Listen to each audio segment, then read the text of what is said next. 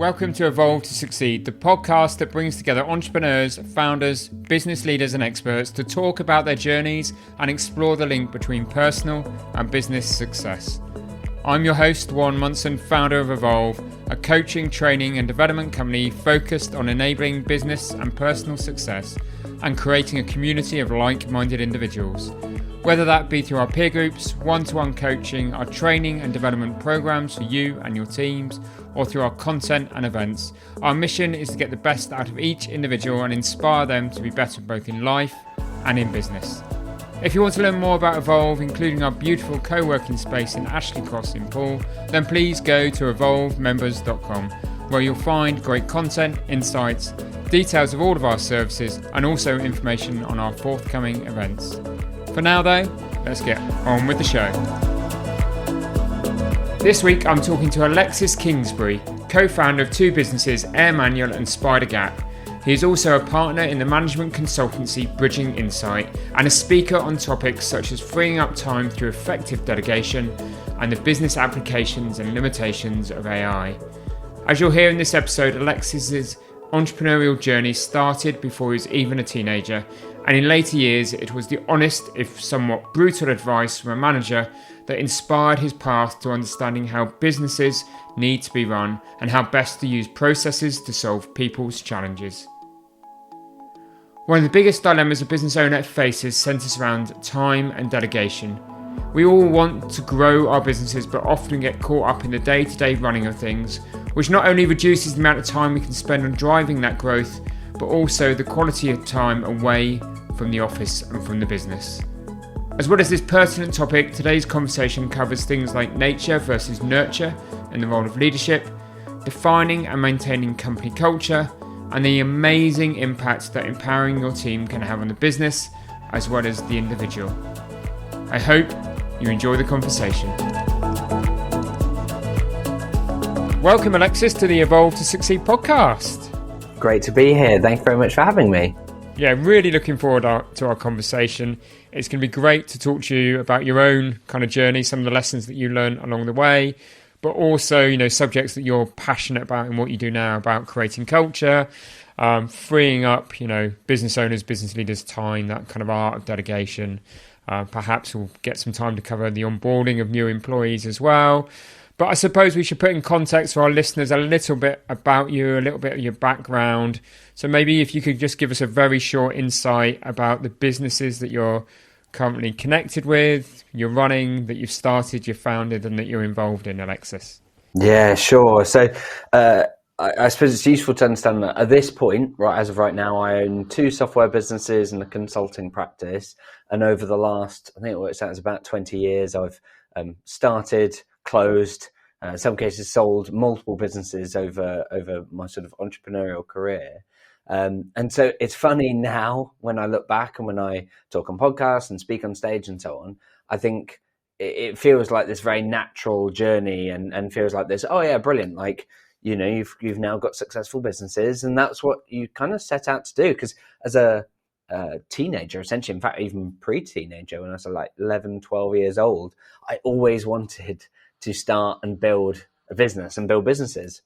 I was inspired by the likes of Richard Branson and so on. I was like, yeah, this is what I want to do. And I always loved like building things generally, whether it's out of lemonade bottles and toilet roll tubes.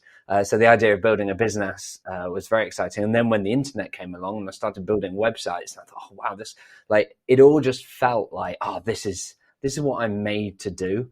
And so as a result, like all my studies, I studied business studies, the first opportunity I could at school. I then studied it at A level as well. I then went on to study it at degree level and studied management science, and absolutely like loved the area of building businesses. But in many ways, and in retrospect, was terrible at it. Because... but that's part of the roller coaster ride, and that's some of the things that we learn along the way, isn't it, Alexis? Yeah, and that was quite frustrating because I always thought I'd be great at it, and I think partly because there were some things that I was really good at. I was really good at coming up with lots of ideas. I was really good at talking to people about ideas, and I was really good at very quickly like building something scrappily. So for an entrepreneur, those are really important, useful skills. What I was terrible at is then the next stage, how you actually turn it into something that is a business rather than a job. How do you make it so that this is something that can exist and you can grow it without you or with you working on the business and so on? And so largely my first 5, 6, 7 businesses were examples of me demonstrating how you repeat failure multiple times, because I would create a business that kind of did work. I'd get busy. I wouldn't be able to grow it any further, but it still wasn't paying enough money to kind of, make a huge dent. And so as a result, I'd have to close it and I'd start a new one. And each time I thought it was the business idea. I thought that it was like, oh, I haven't chosen a scalable business idea. And to some extent, like that pattern continued right up until I basically created a software business, because even back when I had my consulting practice, I was very much of the opinion that, consulting practice can't scale. It's too dependent on my time. I need to create a business that has residual value and retain customers and so on. And so I then built my first software business, which is SpiderGap. And even then, it took me time before I was able to hand over and delegate and learn that effectively. And we'll talk more about how I did that. But it reminds me a bit of when I, having had multiple businesses that I couldn't make successful, I decided to become a management consultant and tell other businesses how to be successful. But it was great because it allowed me to learn what they were doing to operate at scale. And I kind of learned it's people, but also process. You have to give them the guidance of how to do these things. And that really suited me as a massive control freak, because it would allow me to actually help other great people join my organization, but to do things quickly, effectively, and the way that they needed to be done for us to get that consistent result. And that was really when everything kind of took off for me. But back when I was a management consultant, I was told by my line manager at the time, you'll never be a good people manager, which at the time I took really, really hard. Like for years afterwards, I avoided opportunities to manage people. And when building my own businesses, I was thinking, if I can avoid hiring, like if I could, Tim Ferriss this with the 4-hour work week, if I could just hire contractors and then I barely have any contact with them and so on. And so I tried that, and it was a massive failure because I didn't even engage with them enough so that I'd notice when they stopped working for me, never mind sort of building a team and culture. So there were lots of things there that I was kind of both terrified of and not naturally able to do. And so despite thinking like, I'm going to have this incredible career as an entrepreneur and this is all made for me, I actually found it a really hard journey for at least a decade in the middle of all of that. I mean, there's so much we can talk about in that kind of, your brief introduction there, Alexis. And I think your journey isn't unusual to what a lot of businesses see, don't you? There's a huge amount of businesses in the UK that start up, but very small proportion of them perhaps employ more than 3 to 5 people. They don't get to that point of the business being independent from them, of its scaling, from them giving it perhaps the life choices that they wanted when they started the business. So I suppose your story in that respect isn't unusual to what others see. And I suppose that's where you are now. And perhaps, as we talk about culture and the art of delegation and letting go a little bit and freeing up time, we'll cover off some of the things that you did. But I'm also intrigued by that manager that made that comment to you. And again, I suppose there'll be a lot of listeners to this conversation that will think, and I can resonate, there's people say things to you in those informative years and as you're starting to develop your kind of business thinking and ideas and perhaps thinking of going out, that do scar you. And I mean, it's human nature, maybe. It's just kind of the way some people are. But how did you mentally overcome that? And I know you got to the point where you found people and you found process, as you say. Yeah. But that nagging doubt, that self-doubt, is the thing that I think, once it's in there, can cause harm. And how did you overcome that, Alexis? Yeah, so my approach was initially one of avoidance. So it was, I'll avoid hiring and managing people. And then when I found that didn't work, I reluctantly decided, no, I need to get good at this. And I was quite nervous about that because I didn't even know whether that was going to be possible. My concern was that I was just intrinsically broken in a way that meant that I wasn't going to be able to develop those skills, and that it was more it was a EQ, it was a people skillsy kind of thing, and just a je ne sais quoi that certain people seem to have, and that I wouldn't be able to learn it.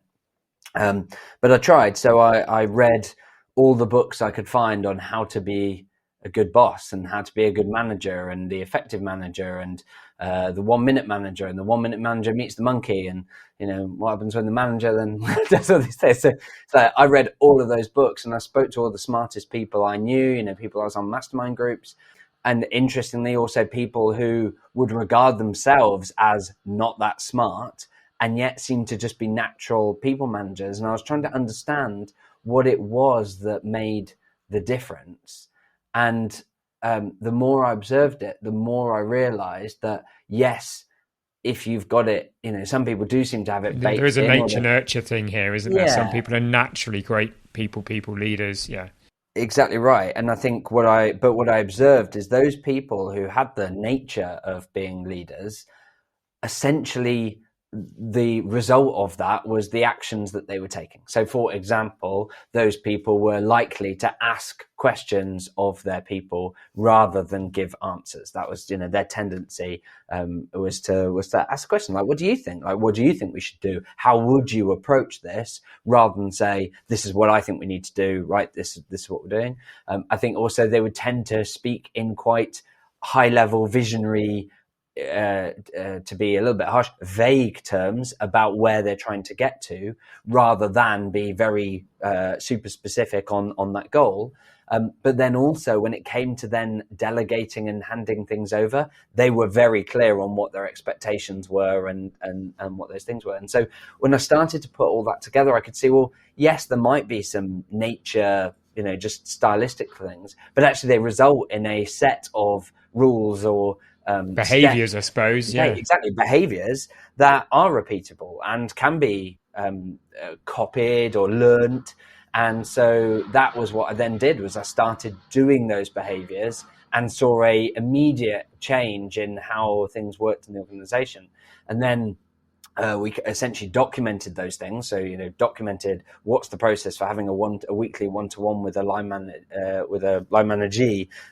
What's the quarterly process for doing a performance review? What's the annual process for that? And we had all of those processes documented. So then, firstly, it meant that I actually was able to follow them consistently. But my favorite thing was it meant that we were able to have people in our organization who also weren't natural people managers that suddenly could become the best manager that their direct report has ever had, because they were following these behaviors and asking good questions and checking in and saying, "So how's your week been overall?" Which is a great question to ask on a weekly one-to-one, and wouldn't naturally come to a lot of us. And we got a lot of these, as I say, from reading some amazing books, from checking out podcasts like the Manager Tools podcast, learning all these things and just bring it together into, this is how our organization works. These are the processes of how we work as an organization, that meant that we then built this organization with this incredible culture, with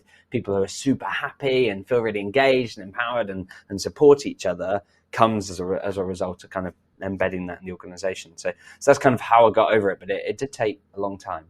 Yeah, no, definitely.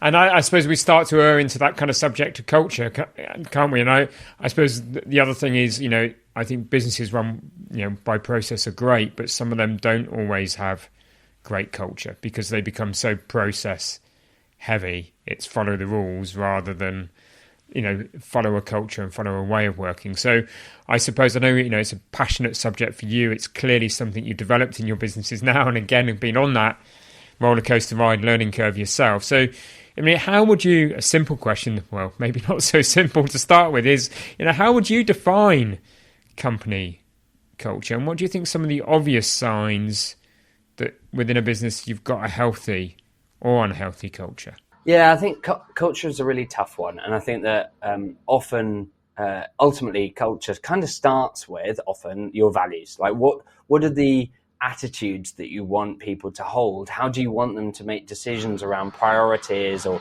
what they do based on a set of values, a set of beliefs about what's important? And I think that's at its core. But unfortunately, a lot of leaders then interpret that as come up with your list of values, stick them on a wall, job done. Yeah. And instead, it's like, no. That's it. I've done it. It's one of my kind of pet hates. It's like, the values job isn't put them on the wall, put them in a poster, and then think your job's done. I mean, but so many organisations fall into that trap, don't they, Alexis? Exactly right. And I think the key is how you embed those values through everything that you do. And for me, I've found that the most effective way is putting it into your processes, because it makes it as simple and consistent as possible. So, for example, let's say that, one of our core values for my businesses is enjoy the journey. So that value essentially means that we believe that you don't want to wait for one day in the future when it's like, oh, brilliant, we've achieved this massive goal, now we'll all be happy. As a result, we want to make sure that we enjoy the journey as we go along. Well, how do you make sure that people do that? How do you make sure that's embedded in your ways of working? And I think the answer is we have it in all of our processes. So, for example, we have a process for every week.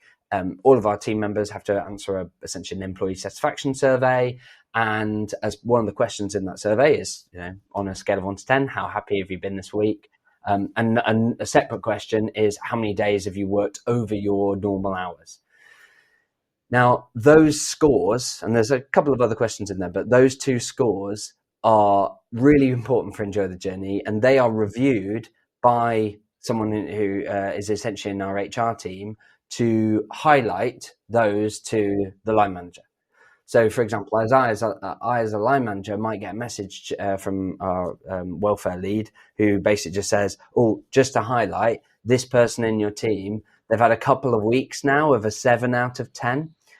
Here's the link to, you can see their results. And I noticed that they've also worked 3 days late both weeks. Now, we have it as part of, our line manager training processes and so on, that working late occasionally is fine as long as you're doing it essentially out of choice. Like if you're working on something because you're, I'm so excited about getting this new feature out, or, I've got this idea for how I want to change our processes, or, create this new marketing thing, great.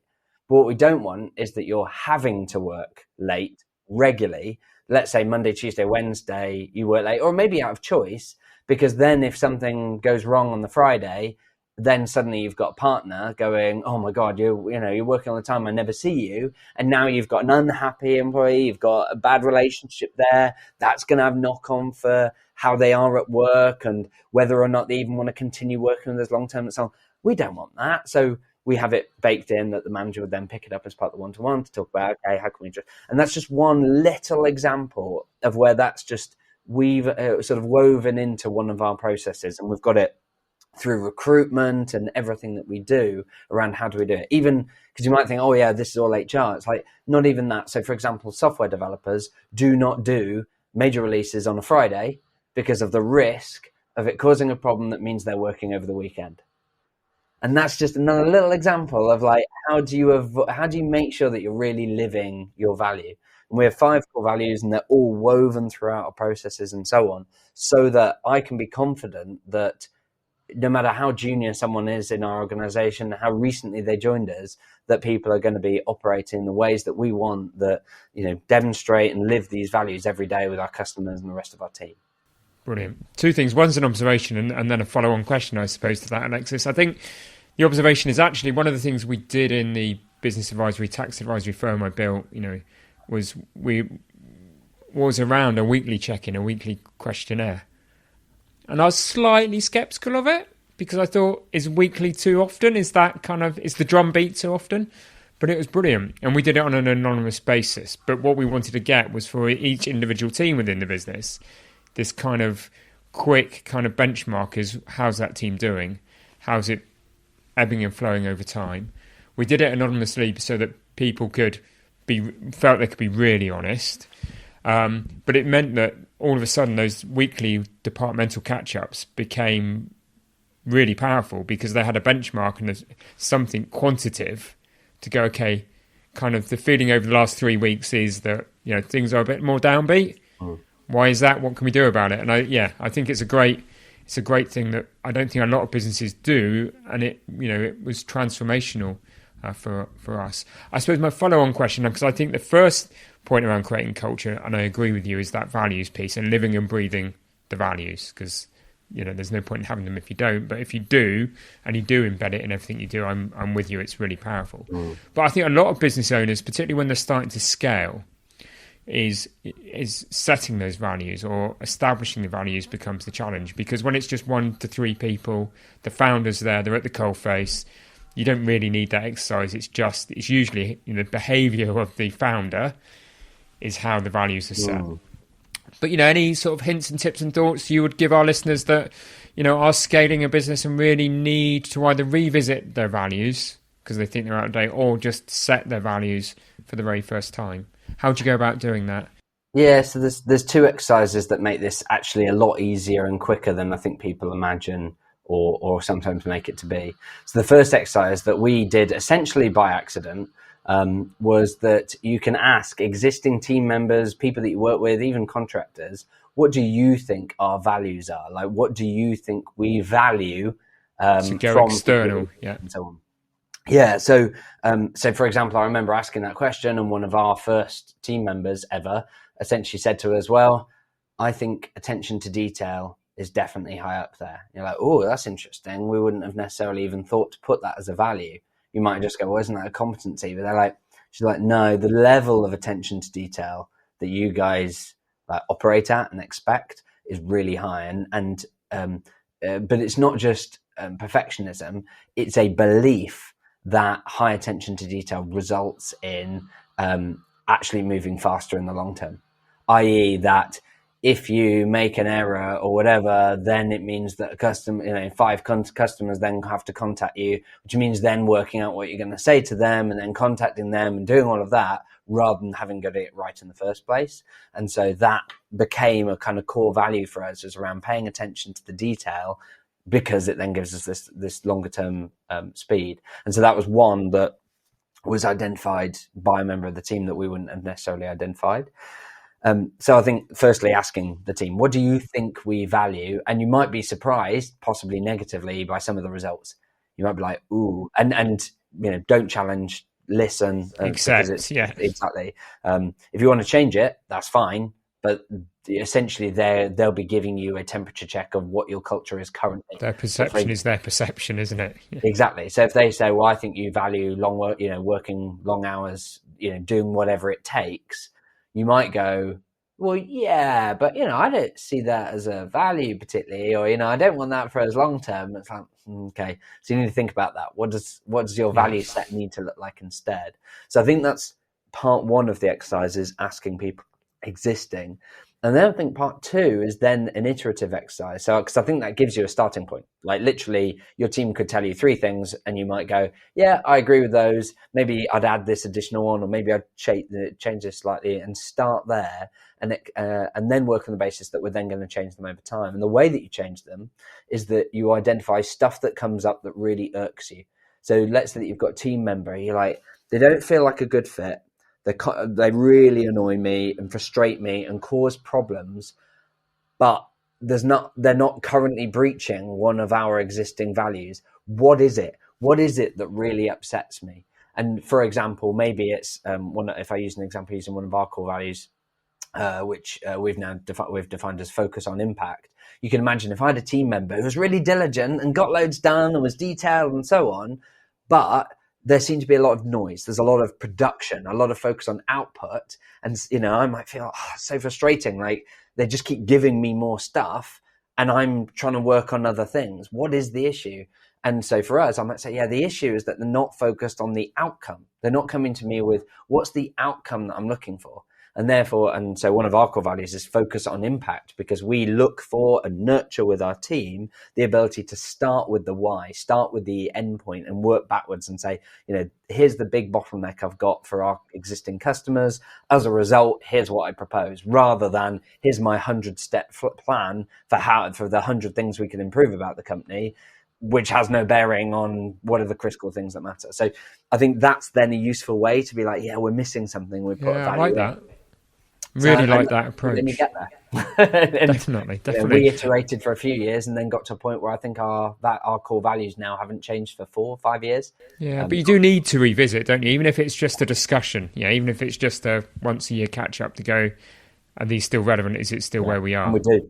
Yeah, and we asked that question as part of our review of our sort of vision document, and that's the first thing is, does this still stack up? Are these still our values? And for now 5 years in a row, the answer's been yes. That's brilliant. I mean, again, that's that point of getting to the point of scale, isn't it, and becoming established and being consistent, and that's a key, in my opinion, kind of way to success. I suppose I'd love to have a conversation with you now around that art of kind of freeing up time, letting go, delegating, because you've been honest enough in the introduction to say it's something that you struggled with, and actually as a result, you parked a number of businesses before you learnt the skill and found the skill. And I think it's, again, something, as we've already said, that entrepreneurs, founders find difficult. And I suppose I should start with, why do you think so many business founders, owners find that process of letting go difficult? Yeah, so I think there's a few factors. So I think for some business owners, where they're perhaps more visionary, more intuitive, they like to run the business sort of like based on gut feel, and they don't want to get too tied down. What they want is freedom. And I think often the problem is when we think about structure, putting structure in your business, systemizing your business, that feels like the opposite of freedom. And so they feel like, oh, well, I wouldn't want to do that because I'm building my business so that I can be more free. And the problem is that for those people, they then try and go on holiday and their team don't really have clarity on how that leader does a load of the things that they do in the business. And so their phone rings constantly while they're on holiday, and they don't really have a holiday. And so they either choose not to go on them, or their family get very fed up with the fact that this person says like, oh yeah, I'm so free and I'm traveling and I'm going on holiday. And yet they're spending all of it on their laptop and on their phone. So I think that's kind of one group of where they just almost don't like the idea of structure, and so avoid it completely. And actually the reverse is true, right? Once you've got absolutely, that is my journey. I mean, I can, came out of a big international corporate to set up, business, me, laptop, phone and desk, started to employ people. And I was this kind of anti-structure, anti-process, anti-everything. And you're right, and just got to that point where I'm never free from this. And then learn, actually, done the right way, you start to put systems, processes in. It doesn't mean you're becoming corporate. It just means you're growing a proper business. But yeah, sorry to interrupt, but I was definitely, and it probably took me 6-7 years of persevering. And I'm not sure I quite ever cracked it, if I'm honest, or I have cracked it yet, because there is that little bit of resistance. Yeah, and it's a painful one, because I think that once you understand what's possible, there is an element of almost kicking yourself and being, oh my god, because it's so long, right? And the years. The other case that I see is where a business owner is very open to creating the structure, but just feels like that they haven't got the time. Now's not quite right. Once I'm through the next bit of difficulty or whatever, and they think it's because they think of structuring as something that's desirable, but so intensive and time consuming that it just keeps on getting deprioritized. And to illustrate that, there was a business owner that I was working with who owned a printing business, been sort of successful, been growing. I think by that point they had about sort of 9-10 people in the organization. But he was working 60-hour weeks. So all of his evenings, all of his weekends, wasn't able to spend time with family. And he knew that he needed to delegate and hand over some of the things that he was doing, but he couldn't see how. He couldn't even make enough space to get that thinking time. And so when I spoke to him, I said, well, where are you spending your time now? And he said, well, we listed off a few things, and there was one in particular, which was sending quotes to customers that were asking for, a price quote. And he said that, at the moment it has to be me because for these variety of reasons of how the organization's changed, product mix, etc. And so I said, well, how much time does it take? It's like about 3 hours a day. It's like 15 hours per week. So nearly 2 working days a week is spent on that. And of course, in his head, he needed to systemize everything. And that was a year-long project. Whereas I said, well, let's document that. He said, well, I know I need to document it, but I figure it'd probably take like 8 hours and I've just not found the time. Now, of course, even if it did take 8 hours, that'd be worth it because he gets 15 hours back. It's immediate payback, yeah. Yeah, and yet still haven't found the time. And I said, well, we've got 45 minutes left of this call. Let's see what we can do. And in 30 minutes, we managed to document out the process, get it all done at the high level, put in the complex bits around the logic, put in some screenshots, put in some little sub-tick boxes and helpful reminders so that he didn't make mistakes that previously he'd made, like forgetting to include rush fees and all these such things. And we got it documented. And then at the end of the call, said, okay, well, so who's going to do this? And identified, this is account managers, essentially the sales team should be doing this. And so we set up a follow-up call. On that call, they then walked through the process, ticking it off as they go along. And there were a couple of changes that we had to make. So they said, I'm unsure about this, or they nearly made a mistake. And so we live updated the process because you don't want to just tell them because then the next person doesn't have that knowledge. So we updated the checklist and then they were able to do it. And so instantly that business owner freed up 15 hours a week because suddenly their team are able to do the price quotes. And the incredible thing is, and this was a realization for me, was when I was talking to the business owner, I said, so what's been the best thing we've worked together through, and we worked on different areas as well as part of our, we have a sort of consulting accelerator package that we sometimes provide to customers to help them implement. I said, what's been the most valuable thing? Presumably the time saved. He said, no, it's been the conversion rate. I said, what do you mean? He said, well, previously it used to take me 3 days to respond to a request for a price. Now it takes my team an hour. And you're like, I hadn't even thought about the fact of that being the benefit. Wow. Imagine that, because suddenly you go, because doubling your conversion rate basically doubles your revenue, right? And you suddenly go, okay, well that's quite interesting, because now you've got a situation where you're like potentially doubling revenue and getting 2 days a week back. And of course, we didn't stop there. Over the next 9 months, we repeated that exercise on all of his tasks and got him to the point that he was no longer required day to day in that business. So he could either go off and do something else, or he could work on the business and be more strategic, or as it turned out in his case, did quite a bit of holiday. Good for him. But indeed, good for him. And we've had clients that we've worked with who have taken their first holiday for 5 years because they've been able to free themselves up the business. And I think that's the key. You see that little mental block, which is I haven't got time to free up the time. And we see it so often, in things like the 7 Habits of Highly Effective People. They talk about, needing to sharpen the saw, and instead you're just focused going, oh no, I need to cut down this tree. I couldn't possibly stop to sharpen the saw. And it's just that I see that so often in every step of the journey, even thinking about freeing up time or actually getting it documented or handing it over or whatever. There's that mental hang up. And the amazing thing is, once you break through it, you suddenly go, oh, okay. And then you can do it for the next thing, and the next thing, and the next thing. And over time, you get to a point where you systemize the entire business so it can run without you, as indeed my first software business still, now runs completely without me day to day. They even set their own objectives and so on in line with a very top level vision that we kind of vision and goal that you've set, and then that cascades down. But I suppose, and how, because one of the things is, even when people start to see the benefits, there is this little bit of ego can get in the way, can't it? I am the owner. I need to make these decisions. I need to be the one responsible. And it's a natural response for many people. I mean, psychologically, how do you overcome that? Yeah, I think it's really interesting, because I see when business owners are talking about feeling stuck in the business and stressed and so on, can that be for that feeling of, I need to be able to step back. I need to, and maybe it's because it's just come to a head, or maybe it's because there's something else going on in their lives, a partner, a parent, some of the family member that needs care, or something that's going on in their own health, and they think, I need to be able to step back from the business. I need this space, and so on. And I think on the one hand, there's this logical, I should be able to step back from the business. I should be able to make sure that the business can run itself, but a guilt a feeling of I'm stepping away and back from the business, and everyone else is working to earn me money and build my asset, and that feels uncomfortable.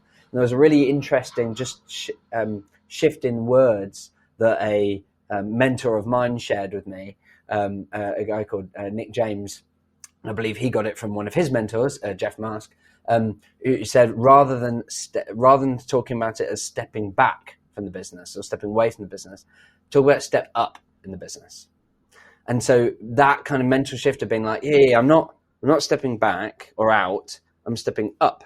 And actually, to step up, that requires certain things to be in place. It means that I need the team to be able to operate and do these things. And it means that it does make sense that I have more time to think and discretionary time and so on, so that I can step up. And I think that shift changes the dynamic and that feeling around guilt that people have around kind of freeing up their time for the business. It's I remember my wife is now a consultant, but her background was working as essentially a commercial and marketing director.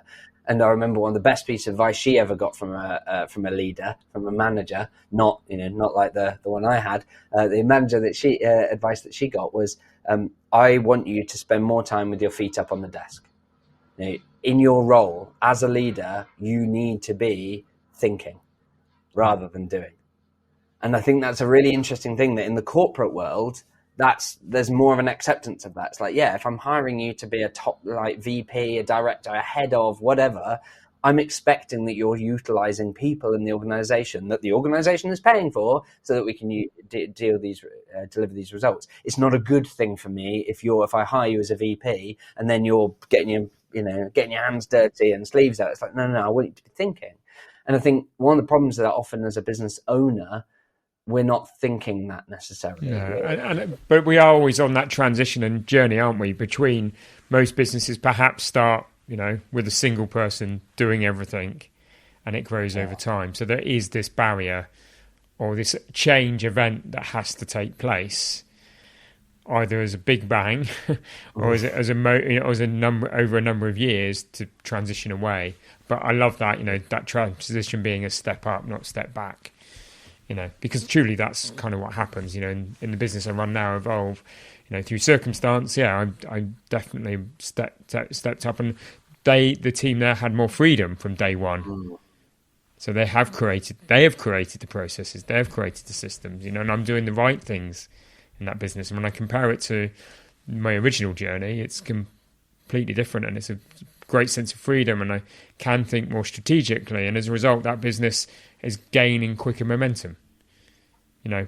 First business gain was just through blood, sweat and tears and more kind of gut effort, whereas this one seems to be on a more natural and more exciting path because I have time to step up.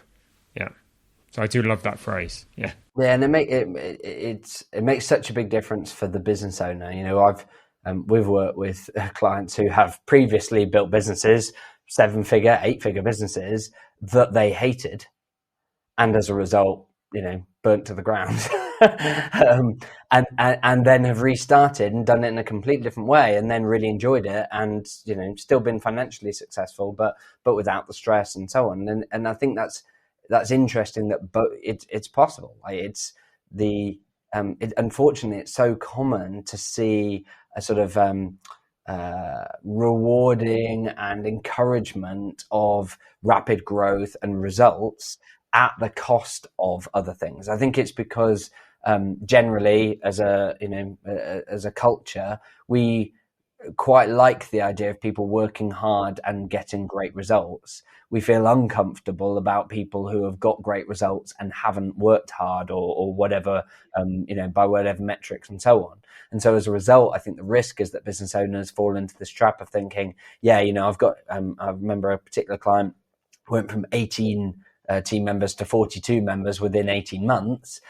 And by everyone else's standards, that's like, wow, what an incredible success story. That's amazing. Congratulations. I'd kill for growth like that.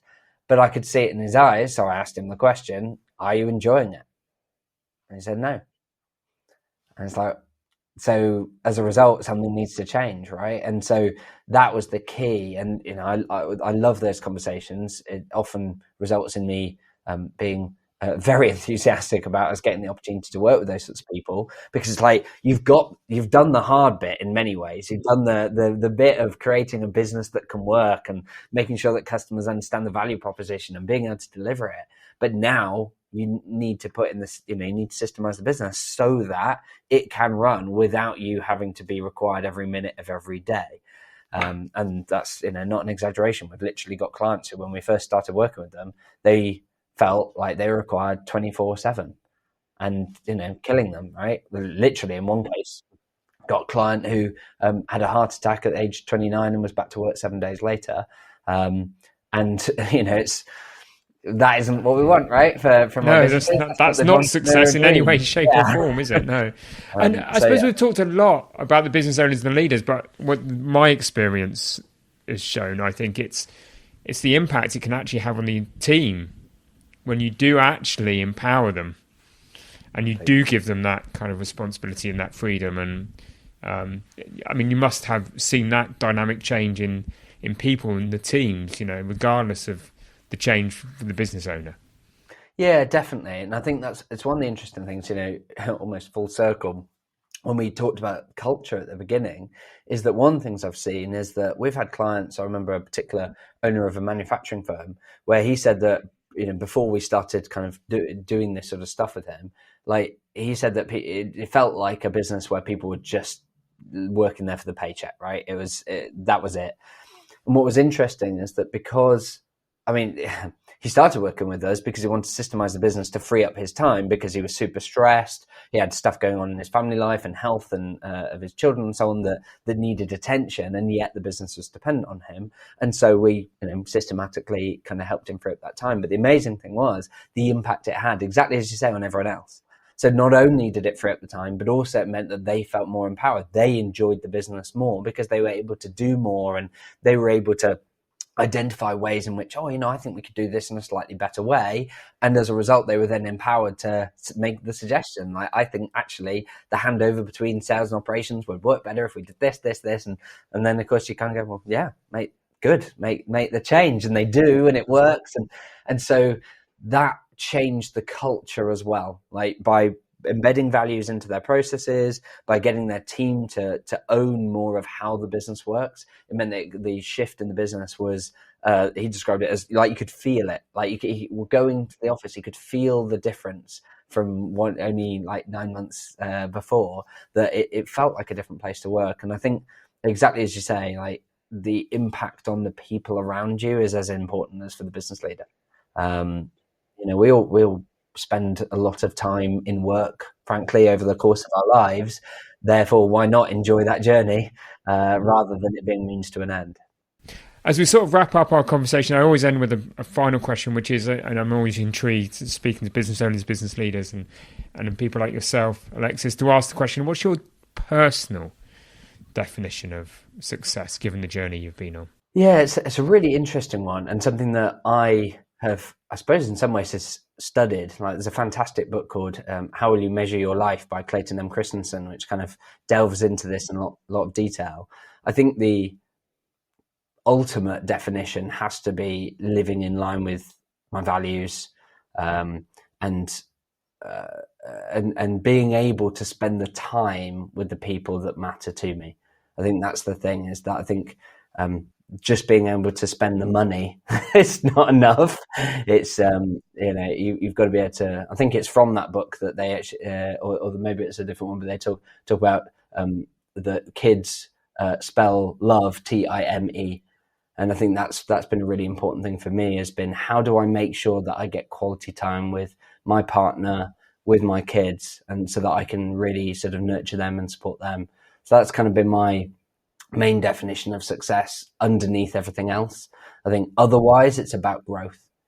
It's about, and not just growth in terms of like financial metrics, but personal growth. I see. Yeah. Like being able to do new things, do them better. Like, I think ultimately that's one of the fundamental building blocks to having a happy life for you and for your team, is that people feel like they're growing, that what they did in the last 12 months was better and more interesting than the previous 12 months and onwards. One of our values that or concepts, values that I put into anything I am involved with, or any of the businesses I own and run, is this sense of everybody in the business having a growth mindset. And it doesn't mean that they all want to necessarily earn more or be the next CEO. It's just they're going to be slightly better in what they do at the end of the year than when they started it, and they're going to have grown as a human being. And when you start to talk to people about that during a kind of an appraisal, people's eyes light up. No. Because it's about them, isn't it? And it's about how they're going to develop and grow, and not just from, as you say, a business or fiscal one, because we're only on this planet for so little time that people do want to make the most of their lives, don't they? And so they should. Yeah, indeed. And for us, we have it wrapped up in our fourth core value, which is always look to improve. And so, when I say like live in line with my values, it's like there's a lot wrapped up in that, because you kind of look at our core values and say, well, focus on impact is our number one core value. So that's all about like, what's the actual impact we're having to people's lives? One of the things that I love about the work we do at AirManual is all about the fact that we're helping business leaders, owners, etc., to fundamentally, scale without stress, to take their first holiday, to improve their health and all these things. And so I think that's important. In the same way that our fifth core value, enjoy the journey, kind of represents yes, it's do that, but at the same time making sure that we're finishing at 5 p.m. and getting time with the kids and being able to take 40 days holiday, which is what we give to all of our team members and all those sorts of things. So it's all wrapped into how we build the business. Thank you, Alexis. I've really enjoyed our conversation. Clearly, our listeners will have seen from that simple conversation that, you're very honest in sharing your experiences, but also that you've got experiences in helping business owners systemize their business. So if any of our listeners do want to learn more about you and what you do and the businesses that you run do and how they help systemize and put process into businesses, where can they go? Yeah, so of course, I'd welcome people to connect with me on social media. I'm mostly active on LinkedIn, but I'm on some of the others as well. If people are interested in learning more about what we do at AirManual and both the software and how we work and best practice and so on, they can find out more at airmanual.link/discover. Or if you'd like to arrange a call with our team, airmanual.link/discovery to have a discovery call with our team to kind of learn more. But yeah, otherwise people can reach out to me at alexis.kingsbury@airmanual.co and ask me any questions or anything that I can help with. Thank you for being a great guest on the Evolve to Succeed podcast. It's been an absolute pleasure. Thank you very much for having me.